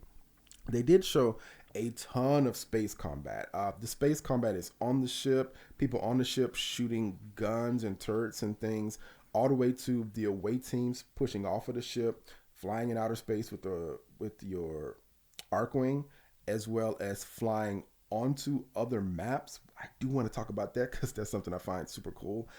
Now, the weird thing is, I personally would never stay back on the ship and manage the ship and shoot turrets. But after talking to a bunch of other Warframe players, apparently a lot of people would be into that. So, I feel like yeah, I know it's some going to be people who do interesting that. because you have different types of players who are going to want to do different types of roles, which surprises me because I I didn't love that they're gonna really know that mix was the it up case. like So that. we're going to see how people react to that. I just personally, I would rather be part of the away team, but apparently there are tons of people. You know what? In the comment section, let me know. Would you rather be a part of the away team that flies off of the ship and goes and does the mission and does the landing party thing, or would you prefer to I also be love that they back made on the ship, Arcwing, managing the resources, and it just was kind of like, eh. shooting A thing. And now it's like turrets almost and stuff like that. supplementary to which part of the Railjack. team would you like to be a part Well, of? I'm and it curious. was Let a me know in the comment transportation section. mode. They also At showed least when hijacking I1 enemy came ships. out. That was pretty cool. I don't know And current state of the the game, thing You- that yeah, I'm just I saying like, it's funny and that this is going back to it almost feels like it when finally the fits Arcwing something. landed on the Oracle tile set, is the idea of everything being connected.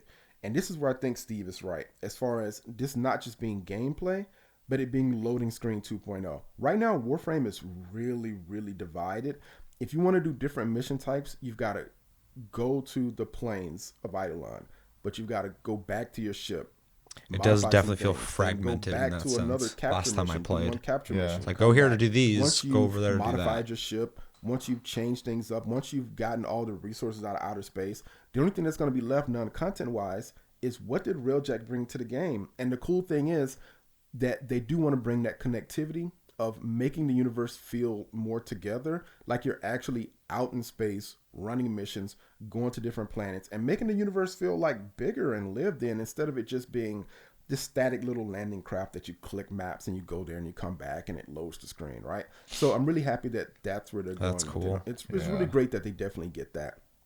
Now, within that, they also showed the Kingpin system, which it's been about 3 years since they originally showed this. The Kingpin system in Warframe is essentially based off of the Nemesis system from Shadow of Mordor. If you remember that, you had a bunch of different bosses in the game, and the more you interacted with those bosses, you'd kill some would kill you, they'd get stronger, and essentially the enemies in the game would be crafted around you as the player.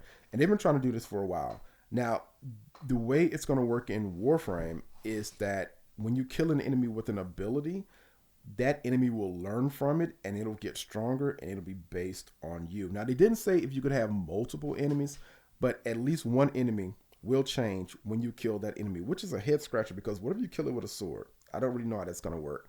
And I think that's great because Warframe can get a little static unless you add more dynamic stuff. That's kind of why I think the Stalker and some of the more dynamic bosses did add more content to the game. I always instead like the of more just dynamic being stuff. A boss sitting on a planet somewhere. So I do like the dynamic Shadow of Mordor style Kingpin system, and I think this would be a good thing for the game long run. The other thing is that I'm really hoping that they mentioned Kuva as far as the new Kingpin system. I'm really hoping that it turns into a Kuva farm or a way for you to get more Kuva, because I definitely still have Rivens in Warframe that I haven't like rolled into the things I want. So another source of Kuva would be nice because the game could be a little bit stingy with Kuva. I've heard that. Now, the final thing that happened at Tennocon, and by far, my guys, the weirdest thing that happened at Tennocon was the Duviri paradox. Now, the Duviri paradox used to be the plains of Duvari or whatever it is, but at this point, I don't think anyone even knows what this is. This is like the weird moment. This is Warframe's Kojima Death Stranding moment. Like, you can tell they definitely watched Death Stranding before they made this. Now, this is a trailer, so there's no actual gameplay, so this is just going to be pure speculation about what this actually is, because we don't know. We don't know what this is. But if I were to just speculate, based on what we saw in the trailer, it seems like there's going to be some type of new void area. We don't know if it's an open world or if it's a tile set or just some small isolated area. But there's a new void area because leaving Railjack, there's a void storm that sends you there. And then once you get there, you can see off in the distance the Zarman 10-0. Now, if you're not familiar with the lore, the Zarman 10-0 is the spaceship that essentially turned the Tenno into the superpowered space gods that they are.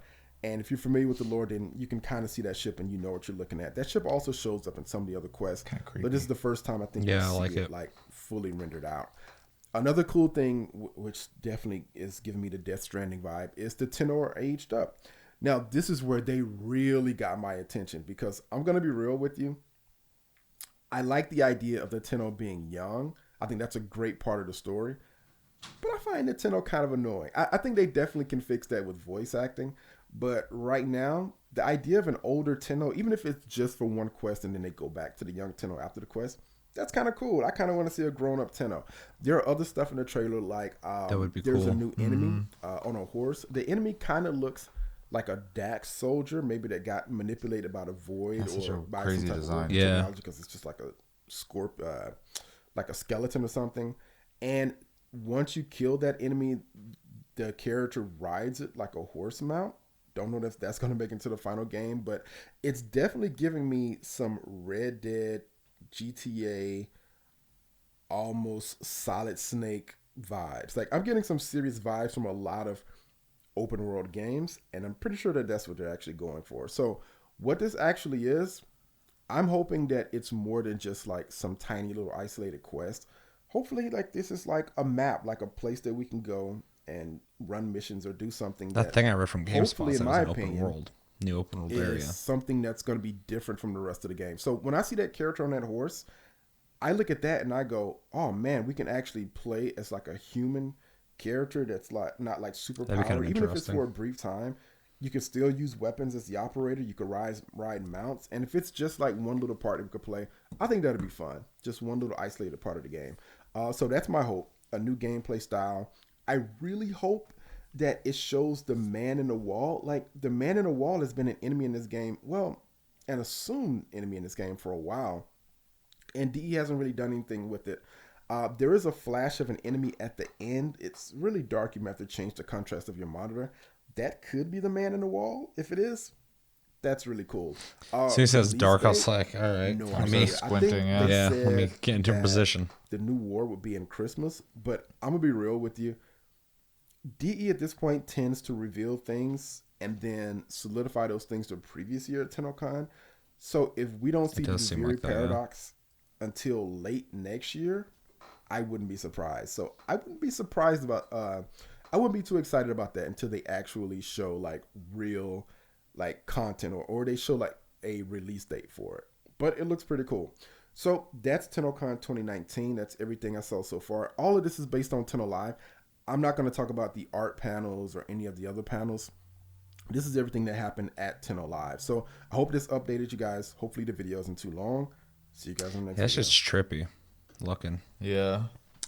All right. So a lot of stuff for us, a little out of context, but I pretty much got it. There's a lot of shit. I mean, we say this every year when it comes to Tennocon, but they're adding a lot of stuff.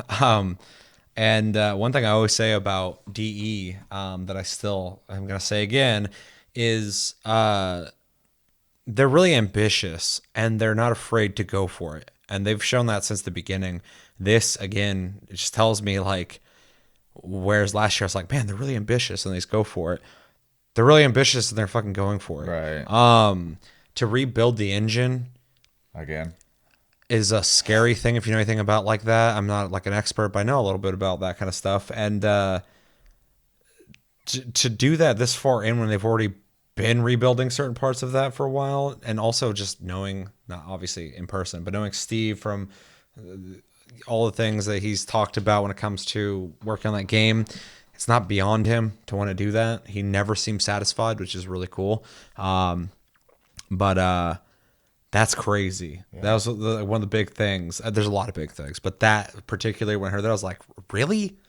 Fuck. But it makes sense because they are going in a different direction in some ways, and they are opening the game up already, in my opinion, bigger than they should have been able to go with what they had. They've really made this game into something else. And now that they're talking about trying to make it less compartmentalized, less fragmented, and more shared across the board, it makes sense to get that engine able to do that, because like we've said a million times, that game originally was just like tile sets you're running through and killing shit. Right. And now they're trying to open it up and have not only open world areas, but things that are connective between those. As Mugamu said, fucking loading screen 2.0. They're trying to make it all feel like there's something in between. And you're going to have to make that engine be able to do that because it was not built for that. It's funny how we're seeing that pretty much industry wide though.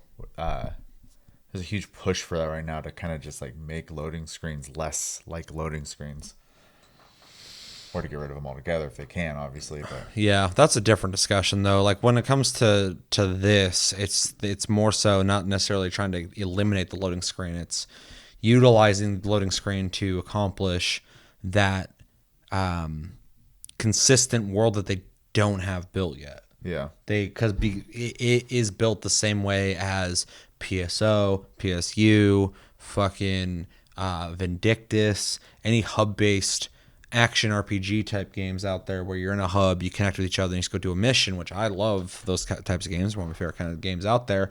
But now they're trying to fill it in because they kind of went towards that MMO route of like, okay, now there's an open hub area you can go explore, and now they're retroactively trying to make a universe that you're going to be able to explore. And, the loading screen makes complete sense to do that. It seems like you're going to be able to actively move around and do stuff while you're actually traveling to places and loading. So that's kind of interesting. So that's super, super ambitious. We were talking about the cinematic, but that's very cool. I'd like to see more of that. And I think it is cool that that's definitely a way to lead into when you start the game. yeah. The Railjack thing is awesome. I think that's probably one of the most exciting things about all of it. I was excited about that last year. It sounds like, they're expanding on it even further. I love the idea of multi-layered missions where people are staying on the ship. They kind of alluded to that last year when they said, like, people would invade your ship and you'd invade theirs and you fight each other and shit. But now, like, you're going off and doing missions or whatever while people are still on the ship.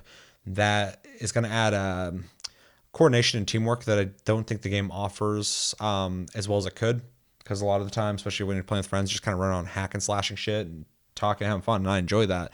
But if there's one thing I think they could really add to Warframe, it's team play in some way to work together, even if they added at some point like mechanics to fights and stuff like that. Not necessarily exactly like an MMO, but things you got to work together to accomplish, which sounds like this is what that's going to be. I think that would be really fucking cool. The Duveri paradox, even though he said they didn't really allude on what that is, looks really interesting. I don't know if I'd go with Death Stranding as a comparison, but I get where he's coming from. It's bizarre and weird looking. And I like the design of it. It looks really interesting. Kind of like his idea of saying, like, maybe you just play as the Tenno on that segment. Although GameSpot alluded that it would be an open world. I don't know where they got that from. Or if he didn't catch that, I don't know. Let me know in the comments. But that altogether, I always kind of like when they tease something. They give you like, oh, this is new shit coming for sure.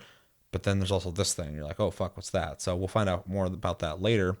I know they also talked about recently Grendel and Gauss, I think their names are, 2 new Warframes. They didn't cover that in that at all. But those look awesome. Am I missing anything? There's a lot of shit they covered.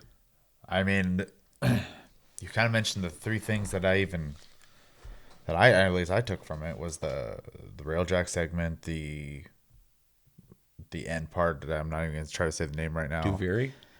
Yeah. Yeah. And then the cinematic in the beginning. Mm-hmm. So yeah, impressions, anything about that? Well, you already said we talked about the cinematic already. The Railjack system, it's nice to see an update on that, see that they've expanded upon it and definitely made it more of a multi-layered thing, which is very cool to see. Obviously, I'd like to be caught up in the game more so, and then actually like maybe try it out to see if I'm actually like into the idea of it. But I mean, it seems cool. Oh, the Nemesis system as well. Yeah. I forgot what the fuck they called it, but it's that. Yeah. What do you think of that? Honestly, I have very little opinion about that one. It's just a new enemy type essentially, it seems like, which is cool. And for people who want that more dynamic experience, it's there. I know, like, he brought up the stalker, stuff like that. I'm not a big fan of fighting the stalker myself. I'm not a fan of fighting him either, but I liked the dynamic aspect of, like, you don't know if he's going to show up or not. And then you win, you're like, oh, shit. Yeah. And it does add, random or a modifier, essentially, to your gameplay. So, yeah, I mean, it's a cool system. I know a lot of people love that idea or that system in the Shadow of Mordor series. I'm trying to think what else. The big thing for me is going to be the story aspect of it, because that was something I did really start enjoying about the game last time I played it, was going through the cinematic story driven aspects of the game. I was having more fun with that than I was the grind part at the point of the game I had gotten to, because it had just kind of turned into a rinse and repeat for me. Get gear, level gear, raise your rating. Yeah. And it's funny how much depth to the game they've retroactively added to the game. Because I remember not even... That was the game. Yeah. The story, a lot of it was alluded to, and a lot of it became speculative. I remember going on, like, forums and shit and reading what people thought happened in the past, stuff like that, and that was always really interesting. So, when they started finally nailing down what the lore is, it's been really cool. So I do need to catch up with that a bit. He said a couple things. I was like, oh, okay, I didn't know that. But that's fine, because it's my fault I'm behind. Like I said, watching that, I was like, I have it installed always, because it's a game I always come back to. But typically when I launch it, it'll have some kind of update, and I have to wait. So I kind of want to get that going, because I'd like to hop back in and play. But storyline wise, they did start doing a really good job with that. And that's definitely the big thing that I would be looking forward to most out of everything they announced, is it's just more expansion on that aspect of it, because I was really enjoying that aspect of the game. As for the Nemesis system, and again, I forgot the name of it, but I'm talking about Kingpin. Thank you. That looks really cool to me. Really excited for that. I like the idea of that. And again, that's very ambitious. That's not something I would expect. Every time they have a big update that they talk about, I never expect it. And that's a great thing. That's not even something I get a lot of times from AAA developers. So every time when they announce something, and I'm like, I had no idea you guys even do that. I didn't think you'd have the balls to fucking make that. Yeah. And they do it. So, that's really cool to hear. Also, that new tile set. Also them talking about hopefully it being more difficult. That is something that people want. It's something I would want. I got to the point when I was last playing that I was pretty much like, everything's really easy. I'm just kind of grinding. It's important when you have a game that has a power creep the way Warframe does. So yeah. Because you just get to a point where everybody's just kind of flipping around, killing shit, completing the mission, looking for certain things to build your stuff, and that's fine. I like doing that. But I kind of, miss having something to work towards that's a challenge, something to go towards. It's not just the grind. So that's really welcoming. And new tile set's awesome. I'm always excited for new locations to explore, because when you're doing a game for hundreds and hundreds of hours, and by doing I mean playing a game, and you're doing the same tile sets over and over again, getting something new is always nice. New change scenery, new layouts to have to learn, and new enemies, which is always welcome. So it's really exciting. And also, the last thing I kind of want to add, unless there's something else you want to add, is I love when they first announced, like, open areas. I was like, holy shit, this is huge for them. And then they did the second one. I was like, that's fucking awesome. I love that before they went too far with that and just kept going hard on that, they took a step back and went, okay, let's connect everything. Yeah. Let's start working on putting connective tissue between everything and making everything feel more, I don't know, streamlined, I guess. It's a smart thing before you just wear out a good idea and just go, you liked that? Let's make it again. You like that? Let's make it again. They're not doing that just the third time. Like, here's another fucking open area, which I think people would welcome. But at the same time, they're thinking about not only just the new content, but systems and the way the game as it is works. And I think that's one of the reasons why DE's done such a good job with this game is they're thinking about every inch of this fucking game. From the design to it, to the content, to how you play it, to how it plays, to how you do things, all the things that don't work. They're always, even sometimes it takes a long time or certain aspects get forgotten.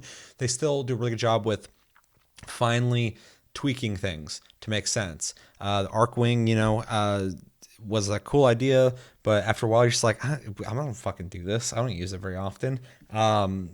It seems like they're finally giving it kind of a better purpose, in my opinion. And they've always been really good about that kind of stuff. So They've also been really good about making things and forgetting about them, though. So well, that's what I'm saying. Sometimes it takes longer than others with certain Yeah. things, and sometimes they fix certain things. But they will still even bring it up. You're like, what happened to that? And Oh, they're yeah. like, well, yeah, we're still figuring that Still out. thinking about or it. they'll drop something that's not working. And so they're really eyes on the prize, fucking always moving forward company. And it's shown because, again, what they started from and where they're at now, miles apart. Insanely different. There's not a whole lot of games out there you can really point to that reinvented themselves so much, and then took that success and built on it, and is still trying to go somewhere even further and crazier. This game, 4 years from now, I can't imagine what it's going to be like, because every year they have some big thing, some new game-changing feature that they add or that they're teasing. Like Mogami said, like normally they'll announce it the next year. They might still be working on it and they'll talk about it further. So it takes them a while, but they are definitely morphing the game into not a different game, but a bigger and grander experience. Yeah. I do hope for all the veteran players, I would be talking for us probably if we were playing actively right now, but for other people who have been playing the game for a long time, I do hope they address all those issues, because I said earlier, I think you are the more important players to the game, but of course, any game with people in it needs a community, so you have to value new players as well. So yeah, hopefully that gets addressed. Hopefully there's some cool stuff. I'd love to see them create and spend time and create something for the people who've been playing for a long time, looking for more challenging stuff to do, more meaningful, longer investment things to do. Hopefully they can take a break and kind of figure that out. But yeah, other than that, this game just keeps getting bigger and bigger, and I am happy to see that they're trying to connect certain things, because it was starting to get a little daunting, in my opinion, to come back, because the fragmentation of the different new features were all separated. And I was like, okay, do I go there? And so when I'm here, does this affect that? Like, you figure it out, but it is kind of hard to come back to that. Yeah. So if they start connecting everything and making everything more streamlined and more accessible and telling you where to go and how to do things and stuff like that, I think it would be beneficial to veterans returning. So all in all, though, really, really stoked on the new features, and I'm gonna dive back in soon, because there's two games I've been thinking about a lot lately that I want to hop back into, and that's Monster Hunter World and that's Warframe. So, which are kind of similar in their They are very similar. hub-based fucking get together with your friends and go do missions. But yeah, all in all, a lot of really cool stuff that they announced. Anything else you want to say? Not really. Let us know in the comments, what do you think about Tennocon 2019? What was your favorite thing that they announced? What is your least favorite thing? Do you have any concerns about the state of Warframe and where it's going? What would you like to see them fix? Do you like where things are at? Are you new to the game or thinking about playing the game? And is there anything that we missed that you'd like us to watch, or something we did watch but you'd like to see us go into further? Let us know everything you're thinking about when it comes to Tennocon 2019, Warframe, and all the things we talked about in the comments below. But that's going to do it for this episode of TasteCast, episode 96. As always, thank you for watching. Make sure to like and subscribe if you enjoyed this episode. Make sure to check out our other episodes. Check us out on Tumblr, Twitter, and Facebook at Tasty Loot Gaming. Check me out on Twitch, and only Twitch, when I stream at Tasty Senpai, all one word. We don't have streaming capabilities for probably like another 60 days or some shit Something like that. on YouTube. So eventually we will get it back. I used to dual stream, and I will do that again if I can. But until then, I'm on Twitch, so come check me out. I'm going to try and stream soon. I haven't done it in a couple weeks. Last month was kind of hectic. And yeah, we are on iTunes, Spotify, and other podcast platforms if you'd prefer to listen to us. And we have a Discord link down below. Talk to us anytime, all the time. And again, Final Fantasy 14, if you play that, join us on Coral, on Crystal, Tasty Loot Gaming. Join our free company. My name's Seth. I'm Chevy. Until the next episode, which will be Tasty Tuesday. And yes, it will be Tasty Tuesday. We didn't do Tasty Tuesday last week. We did a cool unboxing. Make sure to check that out. I got to have fun with the camera because I was not on screen. So I got to do some cool camera work. Chevy did a great job doing unboxing. So check that out. Support that shit. And yeah, until the next episode, have a good one, guys, and take it easy.